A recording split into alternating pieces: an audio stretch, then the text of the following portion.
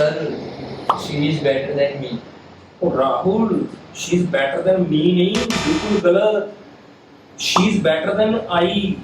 याद रखना है कि अगर मान लो आप दो चीजों का आपस में ऐसे कंपैरिजन कर रहे हैं तो मी नहीं लगता।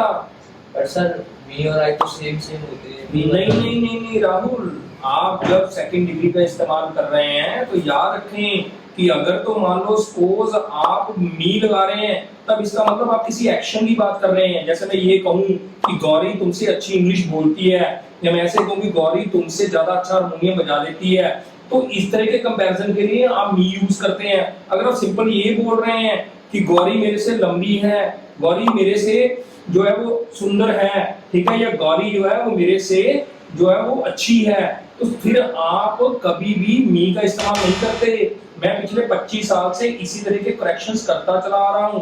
अब ध्यान से सुनो, मैं आपको बताता हूं कैसे आप इसको यूज करते हैं। जैसे कह रहे हैं कि वो मेरे से अच्छी है तो सिंपल बोलेंगे she is better than I, me नहीं बोलेंगे।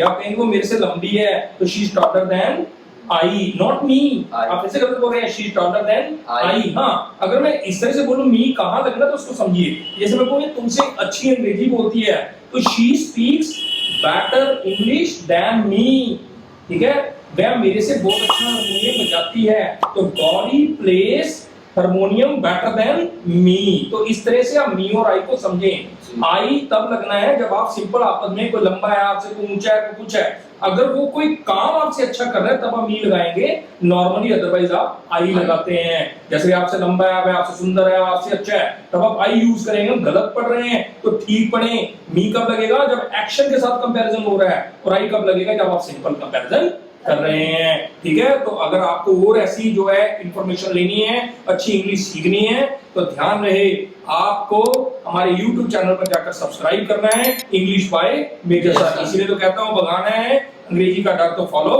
Major sir. Thank you very much.